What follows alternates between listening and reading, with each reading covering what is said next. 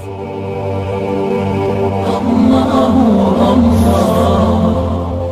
باللہ من الشیطان اللعین الرجیم بسم اللہ الرحمن الرحیم رب اشرح لی صدری ویسر لی امری واحلل عقدۃ من لسانی یفقهوا قولی ان اللہ وملائکتہ یصلون علی النبی یا ایھا الذین آمنوا صلوا علیہ وسلموا تسلیما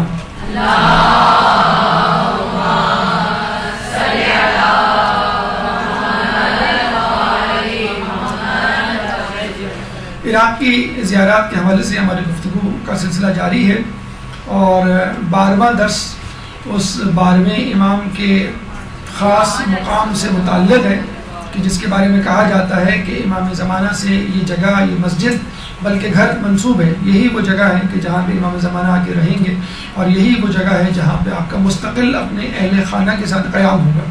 چنانچہ جب سے یہ مسجد وجود میں آئی ہے اس وقت سے لوگوں کی توجہ کا، لوگوں کی زیارتوں کا یہ مرکز رہی ہے.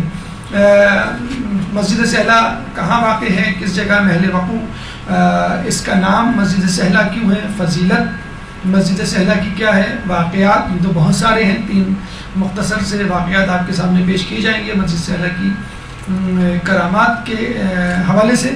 اعمال جو اس مسجد سہلہ میں، جس طرح ہم مسجد کوفہ میں کر کے آئے اسی طرح کے اعمال مختلف اسپاٹس، مختلف جگہ ہیں جہاں پہ آپ کو جا کے انجام دینے ہیں. پھر مسجد سہلہ کے باہر 2 مسجدیں ہیں، آگے اور پیچھے 2 بھائیوں کی، مسجد زید بن سوحان اور صعصع بن سوحان، یہ دونوں بھائی تھے جن کے نام سے 2 مسجدیں مسجد سہلہ کے باہر آگے پیچھے موجود ہیں. دیکھیے مسجد سہلہ کی جو زیارت ہے وہ اب تک کی زیارتوں سے تھوڑی سی مختلف ہے، بلکہ اگر ہمیں یہ کہنا دیا جائے تو ہم یہ کہیں گے تمام زیارتوں کے بعد سب سے آخر میں مسجد سہلہ کی زیارت ہونی چاہیے.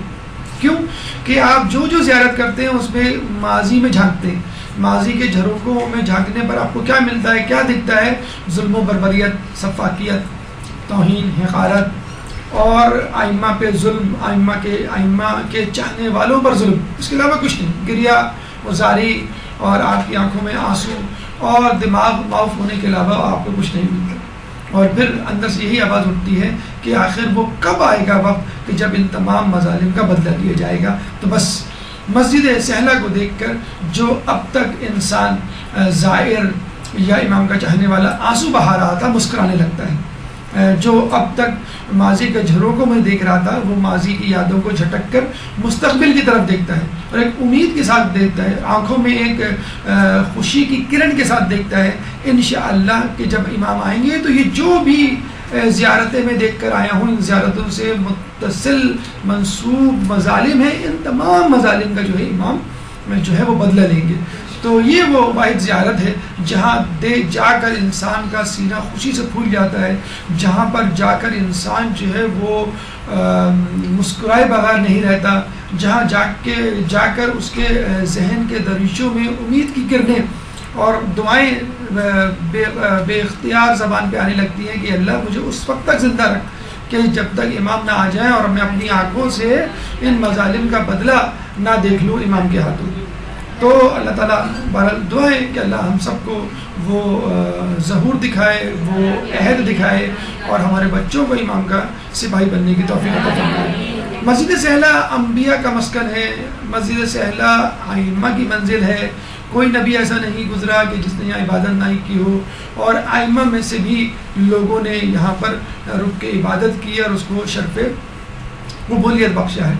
محل وقوع کی اگر ہم بات کریں تو نجف سے 10 کلومیٹر دور شمال مشرق میں مسجد سہلہ واقع ہے اور خود مسجد کوفہ سے 2 کلومیٹر دور شمال مغرب میں.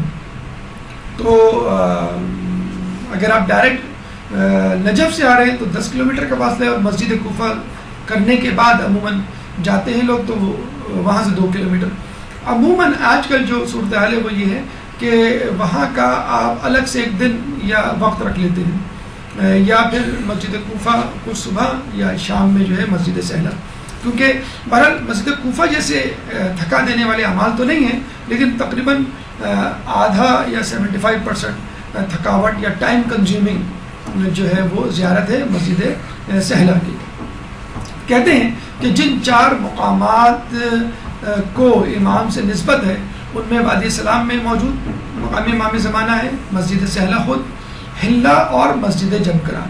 یہ 4 مقامات ہیں جن کے بارے میں کہا جاتا ہے کہ اسٹرانگلی ریکمینڈڈ ہے، اسٹرانگلی جو ہے روایتوں میں آیا ہے کہ امام کہیں ملے نہ ملے لیکن آپ کو ان 4 جگہوں میں، اور ان 4 جگہوں میں بھی سب سے زیادہ مسجد سہلہ کا تذکرہ ہمیں ملتا ہے کہ جہاں پر امام کو دیکھا گیا ہے اور جہاں پہ امام سے زیارت ملاقات جو ہے وہ ممکن ہے.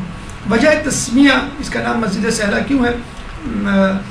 سادہ سا جو ہمیں واقعہ ملتا ہے کہ سہیل نامی شخص نے، جس کا تعلق جو ہے بنو ظفر سے تھا، بنو ظفر کی برانچ عبد القیس سے تھا، اور عبد القیس جو شاخ تھی وہ اسی جگہ رہا کرتی تھی. تو بنو ظفر نے، سہیل نامی شخص نے آ کے اس مسجد کو بنایا تھا، اور یہ جگہ بہت ویران تھی اور یہاں پہ سرخ ریت کی جو ہے وہ مٹی پائی جاتی تھی. اس کے علاوہ کہ یہ سہیل نامی شخص نے بنائی تھی اس لیے اس کو مسجد سہلہ کہتے ہیں. یہ بھی کہا جاتا ہے کہ جو کام اور جگہوں پر مشکل ہو وہ یہاں پر آسان ہو جاتا ہے. فقط 2 رکعت پڑھ کے آپ اللہ سے دعا مانگے تو آپ کی وہ دعا قبول ہو جائے گی، اس لیے اس کو سہلہ کہا جاتا ہے. ہر مشکل کام زیادہ سے زیادہ 2 رکعت نماز آپ پڑھیں اور دعا مانگیں تو جو کام اور جگہوں پہ نہیں بنا، جو دعا اور جگہوں پہ قبول نہیں ہوئی وہ یہاں پر، حتیٰ کہ ائمہ سے بھی روایت ملتی ہے وہ دعا کی قبولیت کے لیے اس مسجد میں آیا کرتے تھے. انشاءاللہ ابھی اس کا تذکرہ آگے آئے گا.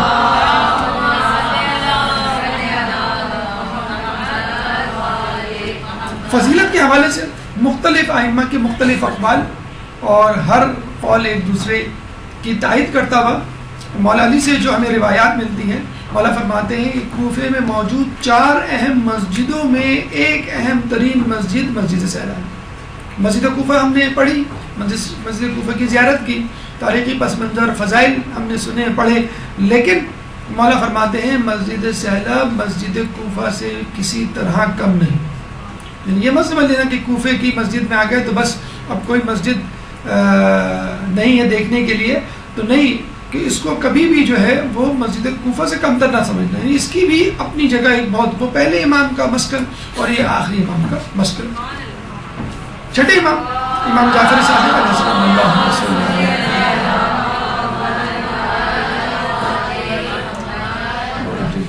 چھٹے امام فرماتے ہیں کہ یہ مسجد ابراہیم علیہ السلام، ادریس علیہ السلام کا مسکن اور عبادت گاہ، گھر بھی تھی یہ مسجد ان دونوں انبیاء کی، اور ان کی عبادت گاہ بھی تھی.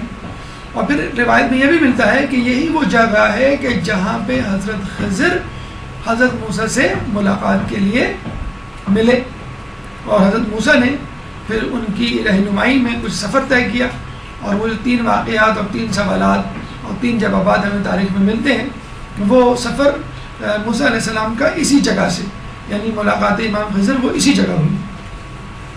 کہتے ہیں کہ یہاں پہ ایک پتھر ہے جو بہت زیادہ معتبر مقدس ہے اور اس میں انبیاء کی تصویریں ہیں. اسی طرح کے ایک پتھر کی روایت ہمیں خود کوفہ، یہ کوفے کی تصویر ہے، کوفے کے حوالے سے ملتی ہے کہ یہاں پر ایک پتھر ہے جہاں پر انبیاء کی تصویریں موجود ہیں، لیکن کہاں ہیں، کس طرف ہیں، کس جگہ ہیں، اس کا جو ہے ہنوز نہیں معلوم کسی کو. اور خود امام زمانہ کا مسکن اور آنے والے دنوں میں اللہم صلی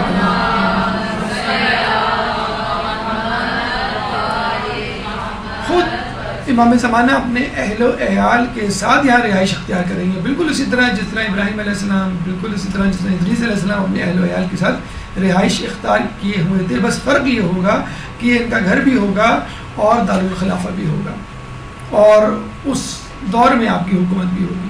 کہتے ہیں کہ جو مسجد سہلہ میں قیام کرے، قیام کا مطلب رکے، ٹھہرے، بیٹھے یا کھڑا ہو، عبادت کی بات نہیں ہو رہی، جو چند لمحات یا چند منٹ کے لیے، چند دنوں کے لیے، کچھ پہروں کے لیے یہاں پر قیام کرے، اس کی مثال بالکل ایسی ہے کہ جس نے رسول اللہ کے ساتھ قیام کیا، جو رسول اللہ کے ساتھ موجود ہوا. پھر یہ بھی کہا ہے امام نے اتنی ساری فضیلتیں گنوانے کے بعد، کوئی مومن دنیا میں ایسا نہیں کہ جس کا دل مسجد سہلہ کے ساتھ اٹکا ہوا نہ ہو، لتھی نہ ہو، جس کے دل میں مسجد سہلہ کی تڑپ نہ ہو، کہ اللہ مجھے وہ مسجد دکھا دے، وہ زیارت جو ہے دکھا کر میری آنکھوں کو اور ان کی بینائی کو اور تیز کر دے۔ پھر امام ایک شخص سے جب پوچھتے ہیں کہ تم کہاں رہتے ہو، تو اس نے بتایا میں یہیں مسجد سہلہ کے قریب رہتا ہوں، تو امام فرماتے ہیں کہ اگر میں مسجد سہلہ کے قریب رہا ہوتا تو میری ہر نماز مسجد سہلہ میں ہوتی، یعنی تم اگر وہاں رہ رہے ہو تو اس موقع کو، اس اپارچونیٹی کو ضائع نہ کرو، جتنا وقت مسجد سہلہ میں گزار سکتے ہو گزارو۔ کہا جاتا ہے کہ یہی وہ مقام ہے کہ جہاں پہ سور پھونکا جائے گا، جیسے اسرافیل علیہ السلام سور پھونکیں گے اور قیامت برپا ہوگی، اور دوبارہ سور پھونکیں گے تو لوگ زندہ کیے جائیں گے۔ 70,000 لوگ یہاں سے محشور ہوں گے اور بلا حساب کتاب جنت میں داخل ہوں گے۔ یہ دونوں حدیثیں سور سے متعلق اور 70,000 جنتیوں سے متعلق ہمیں نجف اور وادی سلام سے متعلق بھی ملتی ہیں، لیکن آپ کہہ سکتے ہیں کہ یہ ہو سکتا ہے کہ یہ پورا علاقہ ہو جہاں پہ یہ 70,000 افراد موجود ہوں، کیونکہ ایک مختصر سی جگہ پہ ایک مختصر علاقے میں ان لوگوں کا سمانا ممکن نہیں، اور پہلے یہ پوری جگہ کوفہ ہی کہلاتی تھی، یعنی سہلہ کا علاقہ، مسجد کوفہ، نجف اور وادی سلام، یہ پورا کوفہ ہی کہلاتا تھا۔ نجف کو پشت کوفہ کہا جاتا تھا۔ پھر امام نے جب یہ فضائل بتلا دیے تو ابو بصیر سے کہا کہ ابو بصیر میں نے ابھی بہت سارے فضائل نہیں بتلائے ہیں، اور جو نہیں بتلائے ہیں وہ ان فضائل سے زیادہ ہیں جو تمہیں بتلائے ہیں۔ جیسے امام فرماتے ہیں کہ تمام عبادات اور نیکیوں کا صلہ قرآن شریف میں موجود ہے، لیکن نماز شب کا نہیں۔ اتنی زیادہ نعمتیں، اتنے زیادہ اجر و ثواب کا استحقاق رکھتی ہے نماز شب کہ اس کا تذکرہ قرآن میں نہیں سما سکتا۔ اس کے لیے الگ سے اللہ تعالیٰ نے احادیث میں رسول اللہ کو رحمہ کو تاکید کی ہے۔ اسی طرح مسجد سہلہ کے جتنے بھی فضائل بتائے جائیں اس کے فضائل مکمل طور پہ نہیں بیان کیے جا سکتے، حالانکہ امام نے اپنے طور پہ مکمل کوشش کی ہوگی کہ میں زیادہ سے زیادہ فضائل بتاؤں، لیکن ابھی بھی اتنے فضائل ہیں کہ جو لوگوں کو نہیں معلوم اور وہ زیادہ ہیں۔ شاید اس کی وجہ یہ ہو کہ لوگوں کے دلوں کی معرفت اتنی نہ ہو کہ وہ ان فضائل کو سہ سکیں، جذب کر سکیں یا اس کی معرفت حاصل کر سکیں۔ تو جتنے آپ کو معلوم ہے اس سے آپ اندازہ لگا لیجئے کہ مزید فضائل کتنے زیادہ ہوں گے۔ اچھا، پھر ابو بصیر نے فوراً یہ کہا یا امام کیا امام زمانہ یہی ہر وقت یہی رہتے ہیں؟ تو آپ نے کہا ہاں، بلا شبہ آپ نے کہا کہ ہاں۔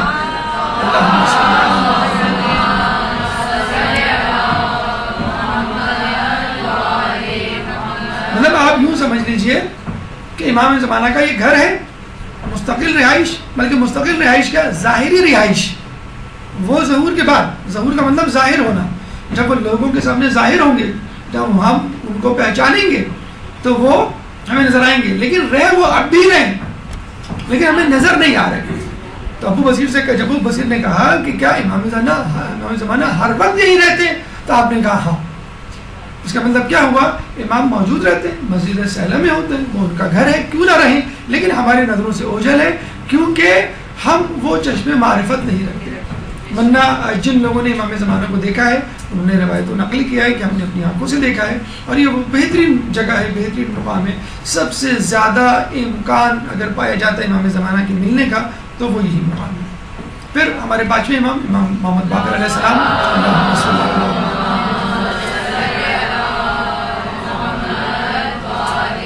آپ فرماتے ہیں کہ ہر پیغمبر کی عبادت گاہ یعنی مصلی یہ مسجد ہے، یعنی کوئی پیغمبر ایسا نہیں گزرا کہ جو یہاں سے نہ گزرا ہو اور جس نے یہاں پر عبادت نہ کی، اور یہی وہ مسجد ہے جو انبیاء، اوصیاء اور صالحین کا مرکز، مسکن اور مصلی رہی ہے۔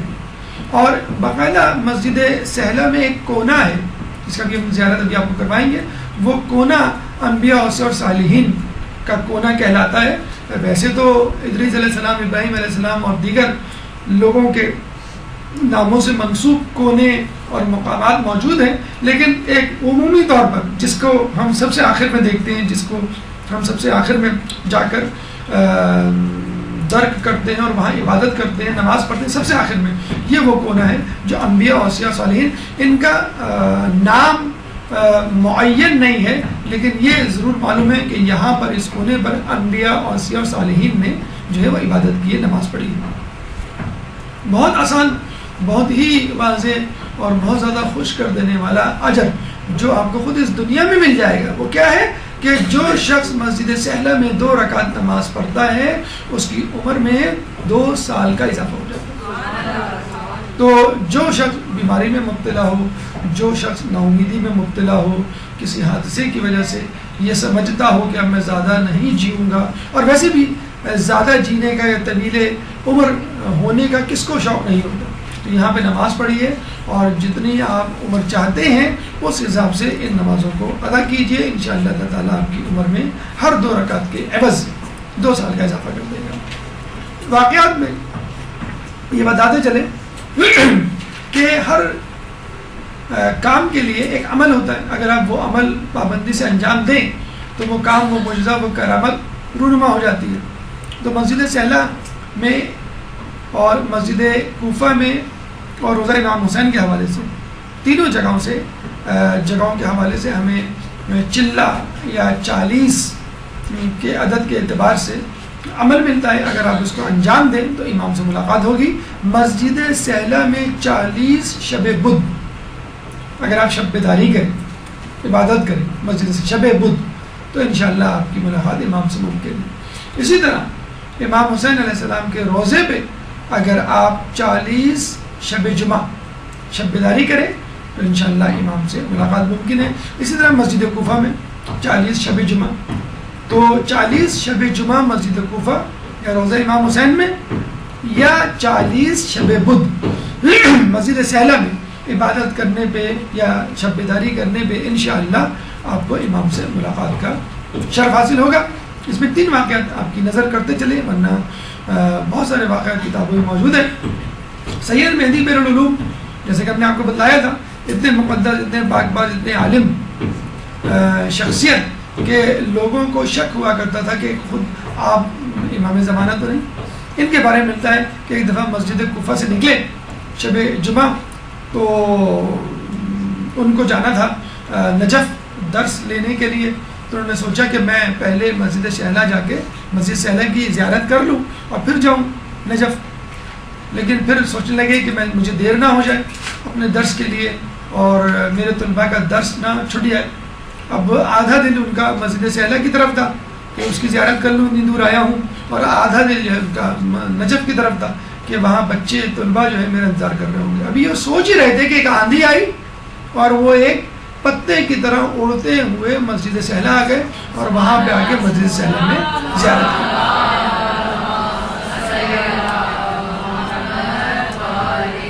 آپ نے دیکھا ہوگا اکثر لوگوں کے ساتھ ایسے واقعات ہوتے ہیں کہ جہاں پہ جو ہے معلوم چلتا ہے کہ زیارت کا دور دور تک امکان نہیں تھا، لیکن پتہ کہاں سے پیسے جمع ہو گئے، پتہ کہاں سے جو ہے وہ برکت کا سامان پیدا ہو گیا، کون سا خوش نصیب در کھل گیا، اور دیکھتے ہی دیکھتے مطلب لوگوں کو پتہ بھی نہیں ہوتا ہے کہ پاسپورٹ بنا ہوا ہے کہ نہیں، وہ اس وقت کھول کے دیکھ رہے ہوتے ہیں، ہمارا ڈرا کو دیکھ رہے ہوتے ہیں کھول کے، ہمارے پاس پاسپورٹ موجود بھی ہے کہ نہیں، ایکسپائر ہے کہ نہیں، اور پاسپورٹ آفس بھی جاتے ہیں، وہاں بھی بہت سارے کرامات اور کشف ہوتے ہیں۔ مطلب یہ نہیں ہے کہ آپ اس کی زیارت کے لیے پہنچ جائیں پاسپورٹ آفس، جو زیارتوں پہ جا رہے ہوتے ہیں انہوں نے بہت سارے واقعات سنائے ہیں کہ ہم نے بہت کچھ سنا تھا پاسپورٹ آفس کے بارے میں کہ وہاں رشوت چلتی ہے، وہاں پہ پاسپورٹ بنانا بڑا مشکل ہوتا ہے، اگر بنا بھی لیں تو بعض وقت مہینوں لگ جاتے ہیں۔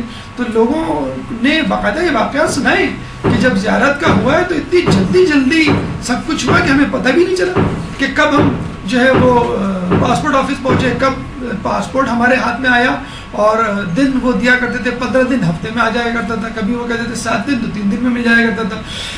کہاں سے پیسوں کا بندوبست ہوا اور کس طرح بعض وقت لوگوں نے بتلایا ہے کہ پیسے کم پڑ رہے تھے اور کسی رشتہ دار سے بات ہوئی، اس نے پتہ نہیں کیوں اتنے پیسے دی تھے تو وہ مکمل ہو گئے۔ تو یہ سب بلاوا ہے، یہ سب توفیقات خدا بندی ہے، اور یہ خود سب کچھ آپ کے خلوص سے شروع ہوگا۔ اگر آپ دل میں خلوص باندھ رہے کہ مجھے جانا ہی ہے تو انشاءاللہ سید مہدی بیر العلوم کی طرح اللہ تعالیٰ ایک آندھی پیدا کرے گا، جو دوسروں کے لیے تو آندھی ہوگی لیکن آپ کے لیے طی العرض کا سامان پیدا کر دے گا۔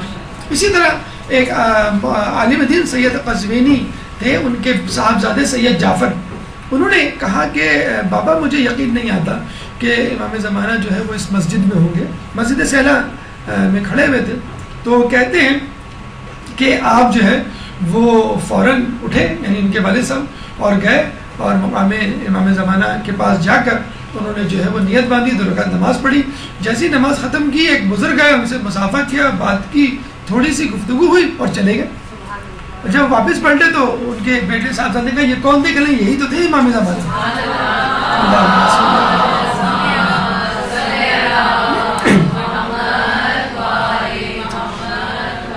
دیکھا آپ نے کہ کس طرح انسان کے پاس اگر یقین ہو تو وہ خود بھی امام سے ملاقات کر سکتا ہے اور ان لوگوں کو بھی امام سے ملاقات کروا سکتا ہے جو امام کی موجودگی کے بارے میں یا غیبت کے بارے میں شک رکھتے ہیں. اسی طرح ایک شخص کے بارے میں ملتا ہے کہ اس کو اپنی باپ سے بڑی محبت تھی، بہت بڑا خدمت گزار تھا باپ کا، اور دنوں رات اس کہتے ہیں کہ وہ ایک ٹانگ پہ کھڑا رہ کے باپ کی خدمت کیا کرتا تھا، کبھی بھی باپ سے غافل نہیں ہوتا تھا، لیکن شب بدھ مسجد سہلا میں گزارتا تھا.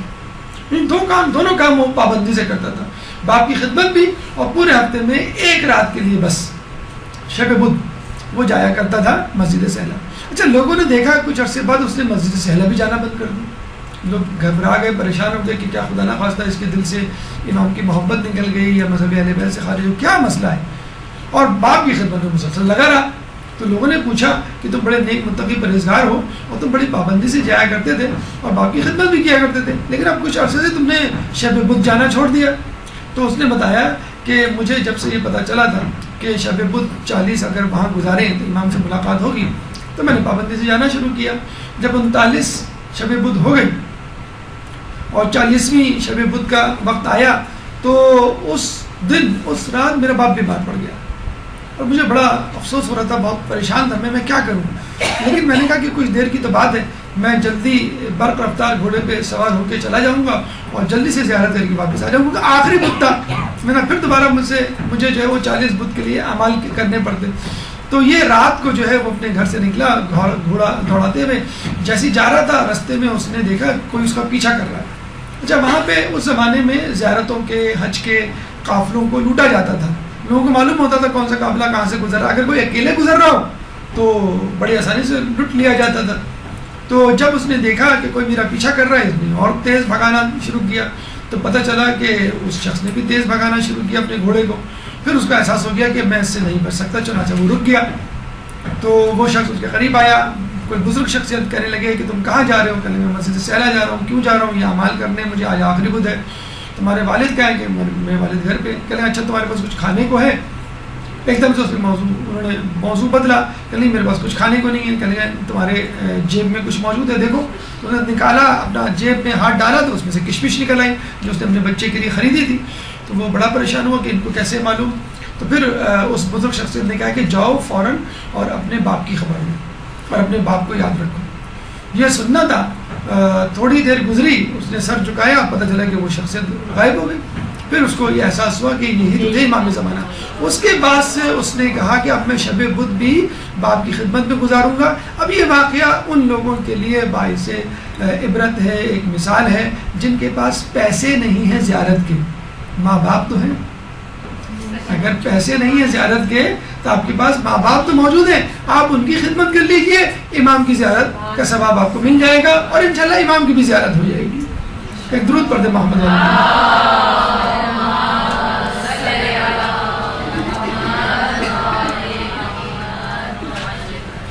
دیکھیں یہ کوفے، مسجد کوفے کی طرح کا نقشہ ہے. اور جب آپ آئیں گے تو یہ جو ایرو آپ کو نظر آ رہا ہوگا، یہ ایرو، یہ اس کا مشرقی دروازہ ہے جہاں سے آپ انٹر ہوں گے. اور یہ روڈ ہے، یہ پوری روڈ ہے. یہاں پر اس روڈ کے دوسری جانب یعنی مسجد کی دوسری جانب بازار ہے اور یہاں پہ مسجد صوصہ بن سوہان ہے. جب آپ داخل ہوں گے مشرقی دروازے سے تو اندر جا کے آپ کو ایک تو چاروں کونے پر مقامات نظر آئیں گے، ایک بیچ میں یا دو بیچ میں اور ایک مقام امام زمانہ. پہلا جو اسپاٹ ہے آپ کو اسی ترتیب سے اعمال کرنے ہیں، اسی ترتیب سے مقامات کی طرف جانا ہے. آپ یہاں آ کے دعا پڑھیں گے، ابھی اس کا تذکرہ آئے گا. جو یہ پہلا ہے سینٹر میں جو مقام ہے، یہ ہے مقام امام صادق علیہ السلام کہ جہاں پر آپ کو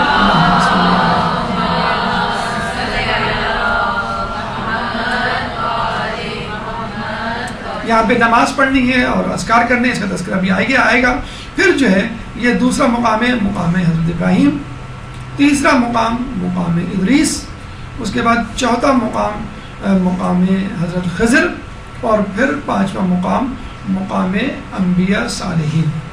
یہ 4 مقامات کرنے کے بعد آپ دوبارہ صحن میں جائیں گے، اور صحن میں جو امام صادق کا ستون ہے چبوترا، اس سے آگے الٹے ہاتھ پر جو ہے وہ چوتھے امام مقام امام زین العابدین علیہ السلام پہ اعمال کریں گے، اور اس کے بعد اسی ڈائریکشن میں سیدھے ہاتھ کی طرف آگے بڑھتے ہوئے مقام امام زمانہ ہے جہاں پہ جا کے آپ کو اعمال کرنے ہیں. تو اسی ترتیب سے انشاءاللہ جلدی ہم گزریں گے. یہ ہے مسجد زید بن سہان. یہ دونوں دیکھیں کتنی بڑی اللہ نے ان کو سعادت دی ہے. دونوں بھائی، اور دونوں بھائیوں سے منسوب مسجدیں جو ہے مسجد سہلہ کے پاس موجود ہیں. یہ زید بن سہان ہیں جن سے منسوب مسجد جو ہے وہ مقام امام زمانہ سے آگے کی طرف ہے، اور مشرق میں صوصہ بن سہان. یہ انڈر کنسٹرکشن ہے، بلکہ دونوں ہی مسجدیں انڈر کنسٹرکشن ہیں. انشاءاللہ جب بن جائے گی اور زیادہ انشاءاللہ یہ سہلہ جو ہے وہ وسیع ہو جائے گی، اور وہ اس میں احاطے میں شامل ہو جائے گی انشاءاللہ. مستطیل شکل ہے، لیکن بہت زیادہ مستطیل شکل نہیں ہے، تقریباً مربع ہے. 125 بائی 120 میٹر اس کا ایریا ہے، یعنی لمبائی 125 میٹر اور چوڑائی جو ہے 120 میٹر. 17,500 مربع میٹر کا یہ پورا ایریا ہے. اس کی جو دیواریں ہیں وہ 22 میٹر کی ہیں. 3 دروازے ہیں. ایک مینار 30 میٹر بلند ہے جو کہ مرکزی دروازے کے ساتھ مشرقی جانب موجود ہے. جب آپ مسجد سہلہ میں داخل ہوں گے تو وہ وقت بدھ اور جمعرات کی درمیانی شب کا ہونا چاہیے، یعنی بدھ گزر گیا ہو اور جمعرات شروع ہو رہی ہو، شب جمعرات سمجھ لیجیے. جو بھی اعمال کی غرض سے، زیارت کی غرض سے مسجد سہلہ جائے تو وہ اس دن کو یاد رکھے، اور اس دن میں بھی مغرب اور عشاء کے درمیان جو ہے وہ داخل ہو. اور دعا ہے بسم اللہ و باللہ و من اللہ، جو آپ کی زیارتی کتابوں میں مل جائے گی. دیگر اذکار ہیں جو آپ کو مسجد میں داخل ہونے سے پہلے کرنے ہیں. جیسے مسجد کوفہ میں ہم نے کیے تھے، جیسے ہم نے نجف کی زیارت کے وقت کیے تھے، بلکہ نجف کے شہر میں جب ہم داخل ہو رہے تھے اس وقت کے عمل اسی طرح میں داخل ہونے سے پہلے. اب ایک ایک کر کے جب آپ نے دعا پڑھ لی داخل ہونے کی، اب آپ ایک ایک ستون پہ، ایک ایک جگہ پہ آپ جائیں گے مقام پر، اور وہاں کے اعمال انجام دیں گے. سب سے پہلے آپ سینٹر میں آئیں گے، مقام امام صادق. یہ بالکل سینٹر میں ایک چبوترا ہے بہت بڑا سا، کہ جہاں پہ لوگ موجود ہوتے ہیں. اس چبوترے کے آگے بالکل محل وقوع اس کا موجود ہے، چھٹے امام کا. اچھا، اس کے حوالے سے بڑا اچھا ایک واقعہ ہمیں ملتا ہے مناظر الاخرہ شیخ عباس قمی کی کتاب میں، کہ ایک صحابی امام کا بشار یا بشار مکاری آیا اور امام کے پاس آ کے بیٹھا. امام جو ہے اس وقت کھجوریں کھا رہے تھے. امام نے کہا تم بھی کھجور کھاؤ، تو اس نے کہا نہیں امام بس آپ کھائیے. جیسے کہتے ہیں کہ موڈ نہیں ہو رہا ہے، آدمی کا موڈ آف ہے. تو امام نے کہا کہ کیوں نہیں کھاتے، کھاؤ. کہ میں اس وقت ایک ایسی جگہ سے آ رہا ہوں اور ایک ایسے واقعے کو دیکھ کے آ رہا ہوں کہ جس کے بعد جو ہے میرا دل نہیں کرتا کچھ کرنے کا اور کھانے کا. تو امام نے کہا کہ تمہیں اس حق کا واسطہ جو تمہاری گردن پر ہے، کھجوریں کھاؤ. تو اس نے پھر امام کی بات پر جو ہے وہ عمل کرتے ہوئے کھجوریں کھانا شروع کی. جب اسے کھجوریں کھانا شروع کی تو امام نے پوچھا اب بتاؤ کیا معاملہ تھا. کہ جب میں آ رہا تھا تو میں نے دیکھا کہ ایک عورت کو سپاہی حکومت کے مارتے پیٹتے ہوئے زندان میں لے کے جا رہے تھے. تو امام نے کہا کیوں، اس نے کیا ایسا جرم کیا تھا. کہنے لگے وہ عورت پھسلی تھی چلتے چلتے، جب وہ گری تو اس کی زبان سے نکلا اے اللہ، اے فاطمہ تیرے اوپر ظلم کرنے والوں سے اللہ کی رحمت دور ہو. بس اس نے یہ جملہ کہا تو بادشاہ کے سپاہیوں نے فوراً اس کو پکڑ لیا اور مارتے پیٹتے تشدد کرتے ہوئے زندان میں لے گئے. کہتے ہیں کہ امام نے جیسے ہی یہ سنا اپنا ہاتھ رکھ دیا اور رونے لگے. اتنا روئے کہ ان کا چہرہ، ان کی داڑھی، ان کا رومال تر ہو گیا. اور امام نے کہا کہ چلو آؤ ہم اس عورت کے لیے دعا کرتے ہیں۔ امام نے وہی دعا نہیں کی، مسجد سہلا آئے، مسجد سے یہ باقاعدہ کہا کہ آؤ ہم مسجد سہلا جا کر اس عورت کے لیے دعا کرتے ہیں۔ پھر امام جو ہے مسجد سہلا آئے اور اسی جگہ بیٹھ کے جو ہے نماز پڑھی اور پھر اس عورت کے لیے دعا کی۔ میں کہوں گا کہ امام ایک عورت پہ ہونے والے ایک چھوٹے سے ظلم پر آپ کتنے آنسو نکلے کہ آپ کا چہرہ تر ہو گیا، آپ کی داڑھی تر ہو گئی، آپ کا رومال تر ہو گیا۔ اگر یہی شخص آپ کی جدہ پہ ہونے والے مظالم کا تذکرہ کرتا اور یہ بتلاتا کہ آپ کی جدہ کو کس طرح تھپڑ مارا گیا اور کس طرح ان کے گوشوارے ٹوٹ کے گرے، تو پھر آپ کتنا گریہ کرتے۔ تو امام نے جو ہے اپنی جدہ پہ رونے والی اور اپنی جدہ کو یاد کر کے ان کے ظالموں پہ برات کا اظہار کرنے والی عورت کے لیے مسجد سہلا جا کر باقاعدہ دعا کی، اور کہتے ہیں پھر وہ عورت جو ہے ظالموں کے چنگل سے آزاد ہوئی۔ تو اتنی زیادہ اہمیت ہے کہ امام بھی اگر دعا کر رہے ہیں، امام بھی کسی کے لیے وسیلہ تلاش کر رہے ہیں، تو وہ مسجد سہلا کا وسیلہ ہے، وہاں جا کے امام جو ہے وہ اس عورت کے لیے دعا مانگ رہے ہیں۔ یہاں پر اعمال ہے، مغرب کی نماز اور نافلہ آپ کو پڑھنی ہے، پھر 2 رکعت احترام مسجد کے نیت سے تحیۃ المسجد میں نافلہ پڑھیں، اس کے بعد آسمان کی طرف ہاتھ بلند کر کے انت اللہ لا الہ سے ایک دعا شروع ہوتی ہے جو یا سمیع دعا جس کا اختتام ہوتا ہے۔ یہ دعا آپ کو زیارات کی کتابوں میں مل جائے گی۔ اس کے بعد مقام ابراہیم، جب آپ سینٹر پہ مقام امام صادق پہ یہ عمل کر چکے تو پھر آپ کو سیدھے ہاتھ پر جانا ہے، اور سیدھے ہاتھ میں پیچھے کی طرف دیکھیں، یہ ہے سینٹر، یہ ایک بہت بڑا چبوترا ہے، اس چبوترے کے لیفٹ سائڈ پہ یہ مقام امام صادق ہے، ٹھیک ہے۔ جب اپنے اعمال کر لیے تب آپ کو اپنے سیدھے ہاتھ پر پیچھے کی طرف جانا ہے، سیدھے ہاتھ پہ پیچھے کی طرف، یہ ہے آپ کا مقام ابراہیم، جہاں سے آپ کو اپنا سفر شروع کرنا ہے اور مزید جو ہے وہ زیارت کرنی ہے۔ یہ مشرق ہے اور وہ مغرب، اور اوپر جو ہے وہ جنوب، یہ مقام ابراہیم ہے جس کے بارے میں کہا جاتا ہے کہ یہیں امام ابراہیم علیہ السلام کا گھر تھا، اور یہیں سے آپ قوم عمالقہ سے جنگ کرنے کے لیے گئے تھے، جن کے بارے میں کہا جاتا ہے کہ وہ بڑی ظالم قوم تھی، اور اس کے جو لوگ تھے وہ بہت بلند قامت کے ہوا کرتے تھے، بہت زیادہ تکبر کا شکار تھے، اور ان کے اوپر ایک بادشاہ حکومت کرتا تھا جس کا نام تھا جالوت، جس کے بارے میں کہا جاتا ہے کہ وہ اتنا بلند قامت، عظیم الجثہ جسم کا مالک تھا کہ اس کا سایہ 1 میل لمبا تھا۔ تو آپ اندازہ لگا لیجیے وہ کتنا پہاڑ جیسی جسے کہتے ہیں کہ بدن کا یا جسم کا مالک ہوگا۔ تو اس قوم سے لڑنے کے لیے ابراہیم علیہ السلام جو ہے وہ یہیں سے روانہ ہوئے تھے۔ اس کے بعد یہاں پہ اعمال آپ کریں گے، 2 رکعت نماز تسبیحات زہرا کے بعد اللہم بحق ہذہ البقعۃ الشریفۃ، اور اس کے بعد آپ کو مغرب اور قبلے کی طرف جانب گوشوں میں کی طرف ہاتھ بلند کر کے اللہم انی صلیت۔ یہ بات ہمیشہ یاد رکھیں، جب بھی آپ کوئی عمل کریں، ذکر کریں، نماز پڑھیں یا زیارت کے مقام پر متعینہ اذکار کو انجام دیں، تو اس زیارت سے متعلق شخصیت کے بارے میں ضرور سوچیں، اور وہاں سے ایک عہد کر کے اٹھیں کہ یہاں پر یہ واقعہ ہوا، یہاں پہ یہ شخصیت آئی، اور اس شخصیت کا خاصہ یہ تھا، چنانچہ اب میں بھی کوشش کروں گا اس شخصیت کی پیروی میں اس خصوصیت کو، اس قابلیت کو اپناؤں۔ تو ابراہیم علیہ السلام کی مہمان نوازی جو بہت زیادہ مشہور ہے، ابراہیم علیہ السلام کی توحید پرستی جو بہت زیادہ مشہور ہے، اس کو یاد کیجئے اور عہد کیجئے، انشاءاللہ میں بھی لوگوں کی مہمان نوازی میں کوئی دقیقہ فروگزاشت نہیں کروں گی، اور میں بھی جو ہے وہ توحید پرستی میں ہر مصیبت جو میرے اوپر آئے گی اس کو جو ہے وہ برداشت کروں گا، اس آزمائش پہ جو ہے وہ پورا اترنے کی پوری کوشش کروں گی۔ مقام ادریس، ابراہیم علیہ السلام پر عمل کرنے کے بعد آپ آگے کی طرف بڑھیں گے بالکل پرپینڈیکولر، تو مقام ادریس آئے گا، یہ مقام ادریس ہے۔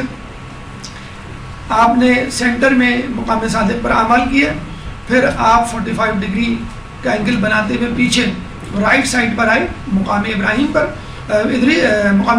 مقام ابراہیم جب آپ نے کر لیا تو بس آپ اس کو اسی کوریڈور میں، آپ کو دوبارہ صحن میں نہیں جانا ہے، آپ کو بالکل سیدھا سیدھا چلنا ہے جب تک ایک اور کونا نہ آ جائے۔ یہ کونا جو ہے وہ جناب ادریس علیہ السلام سے منسوب ہے، یہاں ان کا گھر تھا، اور یہیں پہ جو ہے وہ درزی کا کام، لباس سینے کا کام کیا کرتے تھے، یہیں پہ وہ درس دیا کرتے تھے۔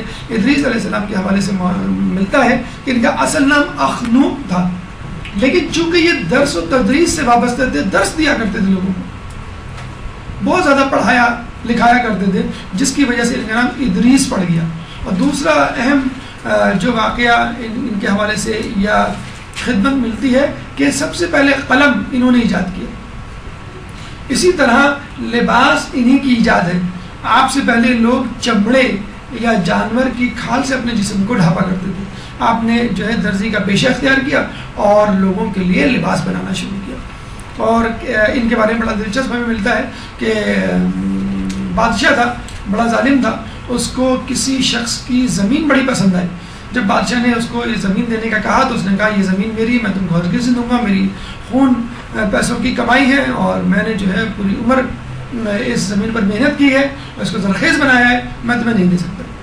بادشاہ جو ہے یہ سن کر غصے میں واپس آ گیا اور اپنی ملکہ اپنی زوجہ کو جب بتایا تو اس ملکہ نے کہا کوئی ایسا مسئلہ نہیں ہے، یہ مسئلہ بڑی آرام سے میں حل کر سکتی ہوں، تم جو ہے وہ 50 افراد کو تیار کرو اور 50 افراد کو کہو کہ اس کو پکڑ کے گرفتار کر کے تمہارے پاس لائیں اور وہ تم سے یہ کہیں کہ تمہارے خلاف سازش کر رہا ہے۔ جب 50 گواہی تیار ہو جائے تو تم اس کو بغاوت کے جرم میں قتل کر دو، جب تم قتل کر دو گے تو اس کی زمین کے مالک خود بخود بن جاؤ گے۔ چنانچہ اس نے اپنی بیوی کی باتوں پر عمل کیا اور اس آدمی کو قتل کروا دیا اور اس کی زمین پہ قبضہ کر کے بیٹھ گیا۔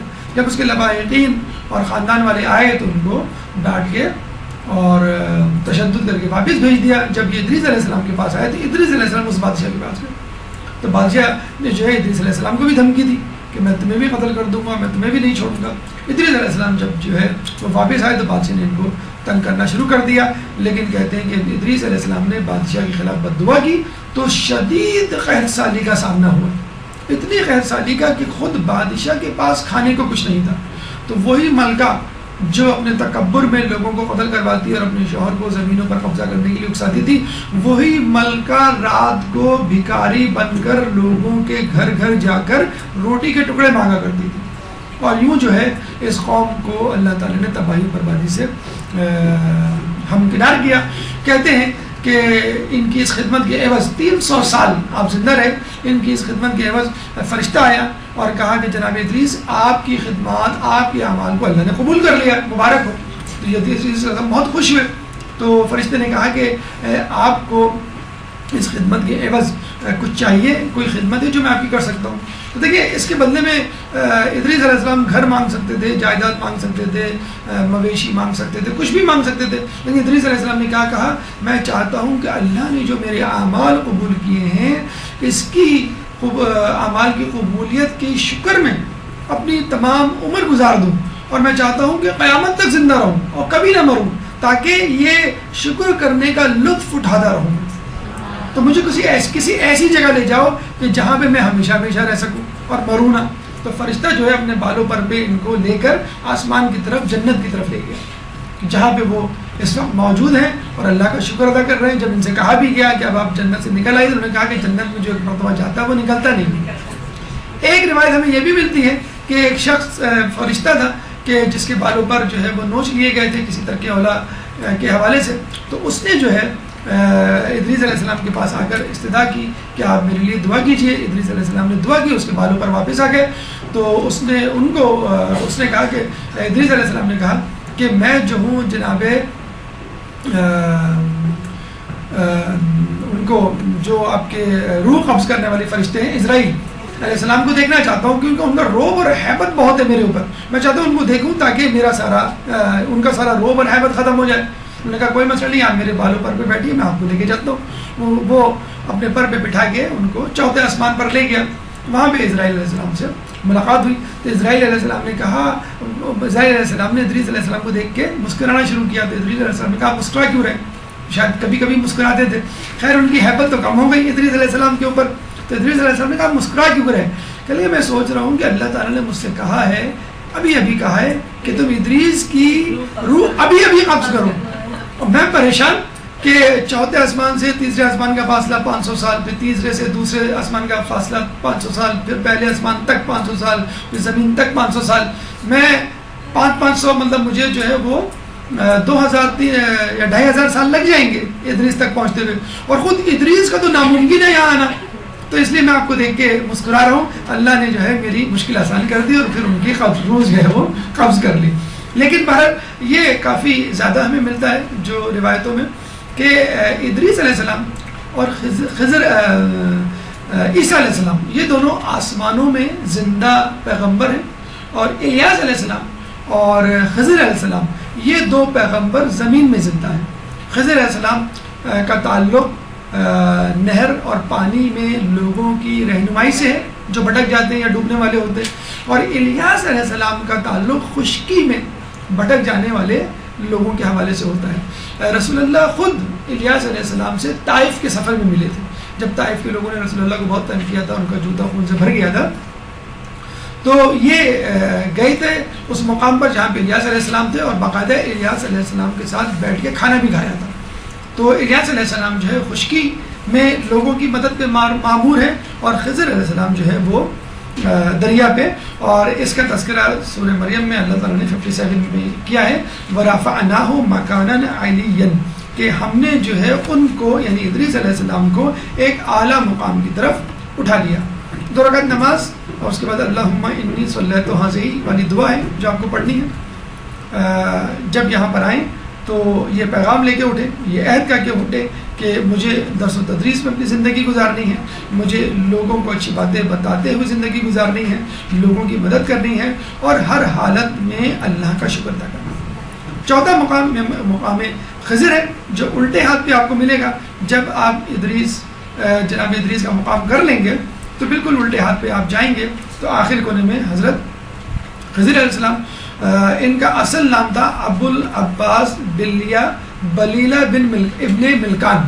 اچھا سوال ہے، کچھ کمپٹیشن میں پوچھنے کے لیے جب جو ہے فیصلہ نہ ہو پا رہا ہو کہ کس کو جتوانا ہے، تو ابو العباس بلیلہ بن ملکان یہ ان کا اصل نام ہے۔ خضر اس لیے پڑھا کہ یہ جہاں بیٹھتے ہیں وہاں سبزہ اگاتا ہے ان کی برکت سے، اور علم کے حوالے سے کہا گیا ہے کہ جب پوچھا گیا آپ کو اتنا علم کیسے حاصل ہوا، تو انہوں نے کہا کہ گناہوں سے بچنے کے سبب، اور آپ جو ہے کچھ لوگوں کے مطابق نبی نہیں ہیں کیونکہ ان سے کسی امت کی اصلاح کا واقعہ ہمیں تاریخ میں نہیں ملتا۔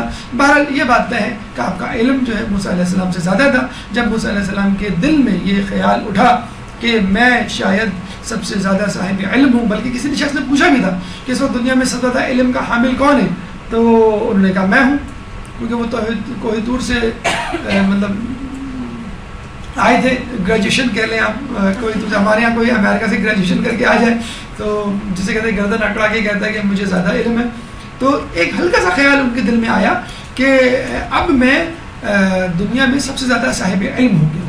تو اللہ نے اس خیال کو بھی برا جانا کہ یہ بھی نہ سوچو کہ تمہارے پاس سب سے زیادہ علم ہے، چنانچہ میں تمہیں ایسے شخص سے ملاتا ہوں جو تم سے زیادہ علم رکھتا ہے۔ اور آپ نے دیکھا ہوگا کہ جو ان کو گفتگو تھی تو بالکل ایسا ہی ہے کہ کوئی پی ایچ ڈی جو ہے وہ مونٹیسری لیول کے اسٹوڈنٹ کو پڑھا رہا ہے، اور وہ کہتے بھی جاتے تھے کہ دیکھو اب تم سوال نہ کرنا، اب تم سوال نہ کرنا، اب تم سوال نہ کرنا۔ 3 مرتبہ انہوں نے سوال کیا، انہوں نے کہا ھذا فراق بینی و بینکم، کہ اب جو ہے میرے اور تمہارے درمیان جدائی ہے، اب میں برداشت نہیں کر سکتا کہ تم نے جو ہے بہت زیادہ جو ہے مجھے ڈسٹرب کیا۔ کلاس میں ڈسٹرب کرتے نا بچے، تو بار بار سوال 3 مرتبہ سوال کیا کہ بس اب غلطی کی گنجائش نہیں ہے، 3 مرتبہ تم نے سوال کر لیا، اب میں اس کی وجوہات میں بدلا دیتا ہوں، اور اب جو ہے میرا تمہارے درمیان جو ہے وہ یہ واقعہ بہت زیادہ کوٹ کیا جاتا ہے ان لوگوں کے لیے جو مصلحت خداوندی کو سمجھتے نہیں ہیں اور خدا سے شکوہ شکایت کرنے لگتے ہیں کہ اللہ نے ہمارے ساتھ یہ کیا، اللہ نے ہمارے ساتھ وہ کیا، حالانکہ ہر مصیبت میں بھی اللہ کی ایک مصلحت جو ہے وہ پوشیدہ ہوتی ہے۔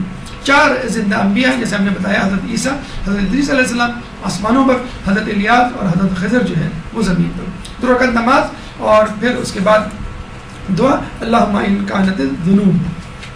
پیغام یہی ہے کہ علم حاصل کریں، اگر آپ چاہتے ہیں کہ علم آپ کا بڑھ جائے تو گناہوں سے پرہیز کریں، اللہ تعالیٰ خود بخود جو ہے وہ آپ کے علم میں اضافہ کر دے گا۔ 5واں مقام، دوبارہ آپ کو یہ سرکٹ کمپلیٹ کرنا ہے مقام صالحین پہ آ کے۔ آپ جو ہے پہلے امام صادق پہ تھے، پھر آپ جو ہے مقام ابراہیم پہ گئے، پھر مقام ادریس پہ، پھر اس کے بعد مقام خضر پہ، اور دوبارہ اب آپ جو ہے وہ مقام انبیاء و صالحین اور اوصیاء پر آگے یہاں پہ بھی آپ کو جو ہے دعا کرنی ہے. پانچویں امام کی حدیث ہم نے ابھی آپ کو ابھی بتلائی تھی. یہ انبیاء اوصیاء اور صالحین کی منزل مقام مسجد سہلہ, اور مسجد سہلہ میں بھی یہ والا مقام خصوصی طور پہ جو شرقی جانب واقع ہے, مشرقی جانب انبیاء اور اوصیاء اور صالحین سے منسوب ہے. اللہم انی اسألک, 2 رکعت نماز کے بعد آپ کو یہ دعا پڑھنی ہے. اور یہاں رک کے اس ایک لمحے کے لیے سوچیں کہ جو شخص اپنے آپ کو انبیاء اور اوصیاء سے جوڑ دے, اللہ تعالیٰ انبیاء اور اوصیاء کے ساتھ اس کا نام بھی باقی رکھتا ہے. پھر چھٹا مقام امام زین العابدین ہے, جو کہ مقام امام صادق علیہ السلام سے آگے الٹے ہاتھ پر واقع ہے, اور یہ چوتھے امام سے منسوب ہے. یہ ان کی عبادت کا مقام اور مرکز اور قیام کی جگہ, اعمال 2 رکعت نماز, اس کے بعد یا من ہوا اقرب الیہ من حبل الورید کی یہ دعا جو ہے وہ آپ کو پڑھنی ہے. اور یہاں رک کے اپنے آپ سے سوال کیجئے کہ امام کی عبادت کیسی ہوا کرتی تھی, امام کے سجدے کیسے ہوا کرتے تھے, میری عبادت کیسی ہے, میرے سجدے کیسے ہیں. تو کم از کم میری عبادت میں امام کی عبادت کی جھلک تو ہو, یا کم از کم لوگ یہ کہہ تو سکیں کہ ہاں واقعی تم سید الساجدین کے ماننے والے ہو. 7واں مقام, اہم ترین مقام, خود امام زمانہ سے منسوب ہے, خود مسجد سہلہ پوری کی پوری امام سے منسوب ہے, لیکن اس میں بھی ایک مقام جو کہ آپ کو امام زین العابدین کے مقام سے سیدھے ہاتھ کی طرف ملے گا, اور یوں سمجھ لیجئے یہ مقام ادریس اور مقام امام زین العابدین علیہ السلام کے درمیان میں مقام امام زمانہ واقع ہے, یعنی جہاں پر امام کو دیکھا گیا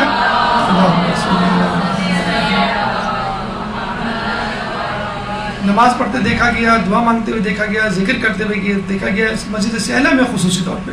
تو صرف آپ کا وہاں جانا, وہاں آپ کے قدموں کا پڑھنا, جہاں پہ امام کے قدم مبارک پڑے, وہاں پہ آپ کا سجدہ کرنا, جہاں امام نے سجدے کیے اور کر رہے ہیں, اور کتنی بڑی سعادت ہے آپ کے لیے. تو یقیناً انسان کے سجدے اس قابل نہیں ہوں گے جو قبول کیے جا سکیں, یقیناً ہمارے سجدے ویسے نہیں ہوں جو امام کے تھے, لیکن انشاءاللہ جو جگہ, جس جگہ پہ ہم سجدے کر رہے ہیں اور ہمارے جسم کے حصے مس ہو رہے ہیں, اور جہاں پہ ہم اذکار کر رہے ہیں, جہاں پہ ہم دعا مانگ رہے ہیں, تو انشاءاللہ اس جگہ کی برکت سے ہماری عبادت میں اللہ تعالیٰ وہ برکت پیدا کر دے گا, سعادت پیدا کر دے گا جو قبول ہوگی, اور خود ہماری شخصیت میں بھی انشاءاللہ تبدیلی آئے گی. یہاں 2 رکعت نماز اور سلام اللہ کامل والی دعا آپ کو پڑھنی ہے. اور یہ سوچ کے یہاں پہ جائیے کہ ہم امام سے ملنے جا رہے ہیں. جب بھی ہم کسی سے ملنے کے لیے جاتے ہیں, کوئی تحفہ لے کے جاتے ہیں, مٹھائی لے کے جاتے ہیں, کیک لے کے جاتے ہیں, تو سوچیے آپ کے پاس کون سی ایسی نیکی ہے جو آپ امام کے لیے لے کے جا رہے ہیں. درود کی تحفہ, درود کا تحفہ بھی ہو سکتا ہے, درود کی ٹوکری بھی ہو سکتی ہے. اللہم صلی اللہ علیہ وسلم.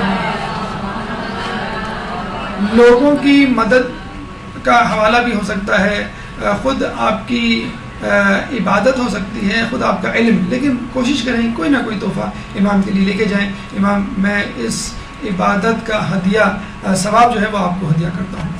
یہ مسجد سہلہ آپ کی ختم ہوئی, لیکن مسجد سہلہ کے باہر مشرق کی جانب اور مسجد سہلہ کے باہر مغرب کی جانب, دونوں جگہوں پہ 2 بھائیوں سے منسوب مسجدیں ہیں, اور اللہ تعالیٰ واقعی ان کو جزائے خیر دے, ان کے رتبات کو جو ہے بلند کرے جنت میں.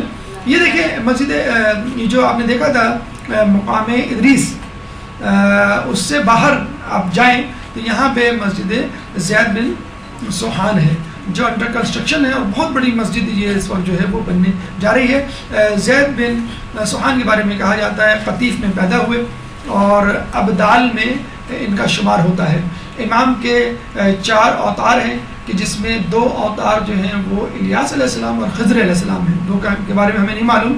اس کے بعد 40 ابدال ہیں, یعنی ان کے نیچے, ان میں کون ہیں, ان میں کہا جاتا ہے زید بن سوحان ہیں.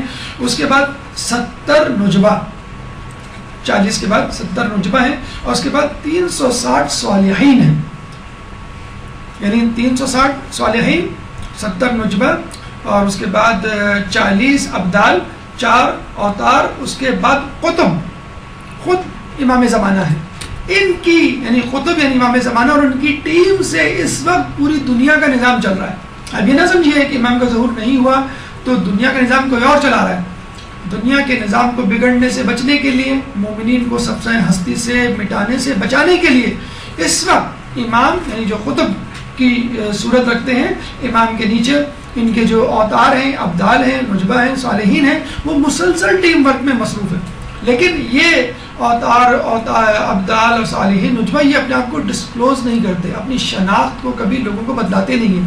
یہ بس چھپ چھپ کے کام کر رہے ہوتے ہیں. جہاں بھی آپ کو کوئی شخص ملے جو لوگوں کے بہت زیادہ کام کرتا ہو اور عموماً گمنامی کی زندگی جو ہے پسند کرتا ہو، تو بس اس پہ شک کرنا شروع کر دیں. یا تو جو ہے وہ صالحین میں سے ہے، یا جو ہے وہ ابدال میں سے ہے، اوتار میں سے ہے، نجبہ میں سے ہے، کسی نہ کسی میں سے ہوگا.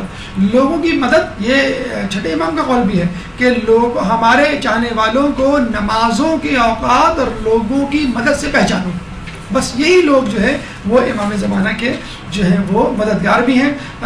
جمل میں آپ امام علی کی رہنمائی میں جنگ کرتے ہوئے شہید ہوئے. ان کا مزار مسجد نہیں ہے، ان کا مزار ان کا روضہ بحرین میں ہے، کیونکہ ان دونوں بھائیوں کو حاکم شام نے بحرین جلا وطن کر دیا تھا. یہاں پہ 2 رکعت نماز پڑھنی ہے جو زید بن سوحان اپنی نماز شب میں پڑھا کرتے تھے، وہ دعا پڑھنی ہے. یعنی اللہ دیکھیں کتنی بڑی برکت کی بات ہے کہ جو دعا زید بن سوحان پڑھا کرتے تھے اسی دعا کو ریکمنڈ کیا گیا ہے تم بھی اپنی نماز میں اس دعا کو پڑھیں. یہاں یہ ذکر کریں اور اپنی نماز شب کو یاد رکھیں اگر ہے. اگر نہیں ہے تو نماز شب کا احیاء کیجئے، اور اگر نہیں ہے اس کا اعادہ کیجئے اور بہتر طریقے سے اس کو انجام دینے کی کوشش کیجئے. اس کے بعد آخر میں مسجد صوصہ بن سوحان امام علی کے انتہائی قریب ساتھی میں ان کا شمار ہوتا ہے. جب آپ جاتے ہیں مسجد سہلا تو الٹے ہاتھ پہ آپ مڑتے ہیں. اگر الٹے ہاتھ پہ نہ مڑیں آپ اور تھوڑا سا آگے کی طرف جائیں اور سیدھے ہاتھ کی طرف مڑیں تو مسجد صوصہ بن سوحان آپ کو مل جائے گی. انڈر کنسٹرکشن ہے، انشاءاللہ بہت جلد یہ مکمل ہو جائے گی اس کی تعمیر.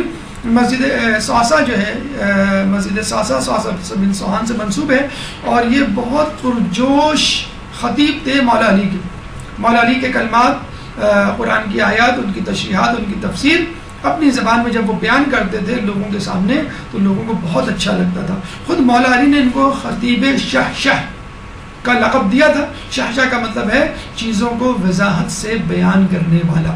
جیسے ہم دیکھتے ہیں نا ایک ٹیچر ہوتا ہے، وہ کوئی بات بتا کے جاتا ہے اور جب چلا جاتا ہے تو لوگ پریشان ہوتے ہیں ٹیچر نے کیا بتایا تھا. تو جو ہونہار طالب علم ہوتا ہے وہ کھڑا ہو جاتا ہے اور بتاتا ہے کہ بھائی ٹیچر نے اس طرح بتایا تھا. تو بہت بہترین پرجوش مقرر تھے اور امام جو ان کو بہت پسند کیا کرتے تھے. اکثر امام کا جب دل گھبراتا، اداس ہوتے اور غمگین ہوتے تو کہا کرتے تھے اے صوصہ مجھے کچھ سناؤ اور مجھے شاد کرو. پھر صوصہ جو ہے کھڑے ہو جاتے تھے اور امام کے فضائل اور توحید سے متعلق جو بھی کلمات جو انہوں نے خود امام ہی سے سنے ہوئے ہوتے تھے، جو انہوں نے قرآن میں پڑھے ہوتے تھے، اپنی دلنشی آواز میں اور اپنے جو ہے وہ پر لطف کلام میں امام کو سنایا کرتے تھے. یہ بھی حاکم شام کے دور میں بحرین جلا وطن ہو گئے تھے، وہیں ان کا انتقال ہوا تھا. بحرین کا جو دارالخلافہ کیپٹل ہے منامہ، وہاں پہ جو ہے ان کی قبر مبارک ہے. کہتے ہیں کہ ایک گروہ نے اسی مسجد میں امام زمانہ کو نماز پڑھتے ہوئے دیکھا ہے اور قنوت میں اللہم یا ذل منانی والی دعا پڑھتے ہوئے دیکھا ہے. آپ بھی یہاں پہ 2 رکعت نماز پڑھیں اور یہ دعا جو ہے پڑھیں جو آپ سے منسوب ہے. پیغام ہمیں یہ ملتا ہے کہ صوصہ کی طرح بنیے تاکہ مولا بھی آپ پہ فخر کر سکیں، آپ کو لقب دے سکیں اور آپ سے کچھ سن سکیں. صوصہ بن سوحان کے بارے میں ملتا ہے کہ ان کو یہ سعادت حاصل ہے کہ آپ ان لوگوں میں شامل تھے کہ جو مولا علی کی آخری رسومات میں شریک ہوئے. امام حسن علیہ السلام، امام حسین علیہ السلام، زید ابن عباس علیہ السلام، محمد حنفیہ اور فرزندان مولا علی، یہ چند افراد تھے جو جنازے کے ساتھ چل رہے تھے اور اس میں صوصہ بن سوحان بھی تھے. انہوں نے جو ہے مٹی لے کے اپنی بالوں پہ ڈالی ہوئی تھی اور جب تدفین سے فارغ ہوئے تو آپ نے مولا کے فضائل پڑھنے شروع کیے. اس کے بعد مولا کے مصائب بتانا شروع کیے اور وہ مصائب جو ہے وہ سناتے جاتے اور خود روتے جاتے اور لوگوں کو رلاتے جاتے. جب انہوں نے اپنی مجلس ختم کی، کہتے ہیں کہ مولا کی شہادت کے بعد مولا پر جو پہلی مجلس عزا منعقد ہوئی ہے وہ صوصہ بن سوحان نے اسی وقت تدفین کے بعد پڑھی ہے اور اس کے بعد آپ حسن حسین کے قریب آتے ہیں اور ان کو دلاسا دیتے ہیں. ہم یہ کہیں گے کہ صوصہ بن سوحان تم نے دلاسا دے دیا حسن حسین کو، لیکن اس وقت کو یاد کرو کہ جب حسین کا لاشا کربلا میں موجود ہوگا اور حسین کے لاشے کے قریب ہی ایک خیمہ ہوگا جس میں بیمار کربلا موجود ہوگا، لیکن اس بیمار کربلا کو پرسہ دینے والا، اس کو تسلی دینے والا کوئی نہیں ہوگا۔ اگر کوئی آئے گا تو کوڑوں کے ساتھ آئے گا، تماشوں کے ساتھ آئے گا۔ سيعلمون الذين ظلموا أي منقلب ينقلبون على لعنة الله على القوم الظالمين۔ اللہ تعالیٰ سے دعا ہے کہ جو کچھ پڑھا اور سنا اس پہ عمل کرنے کی توفیق عطا فرما۔ اللہ تعالیٰ سے دعا ہے کہ ہم سب کو مسجد صحرا کی زیارت کرنے کی توفیق عطا فرما۔ اللہ تعالیٰ سے دعا ہے کہ ہمیں تمام مقامات مقدسہ کی زیارت کرنے کی توفیق عطا فرما، ان زیارتوں سے اپنا روحانی سفر مکمل کرنے کی توفیق عطا فرما جو ہمارے تقوی میں اضافے کا سبب بنے۔ اللہ تعالیٰ سے دعا ہے کہ قیامت کے دن ہمیں اہل بیت کی شفاعت سے بہرہ مند فرما، امام کے ظہور میں تعجیل فرما اور ہمیں ان کے انصار و اعوان میں شامل فرما۔ ربنا تقبل منا انك انت السميع العليم وتب علينا انك انت التواب الرحيم برحمتك يا ارحم الراحمين۔ اللجن اللجن اللجن اللجن يا مولا اللجن اللجن اللجن اللجن اللجن اللجن اللجن يا صاحب السماء